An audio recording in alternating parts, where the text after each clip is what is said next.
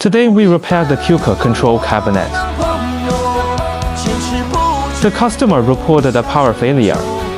We identified the power supply issue, fitted a new power supply, and connected it properly.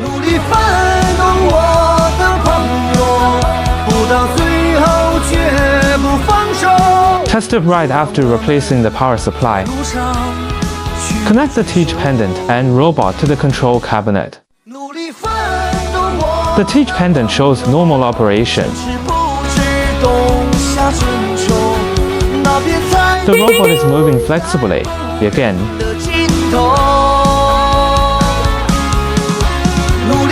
For robot maintenance services, feel free to DM us.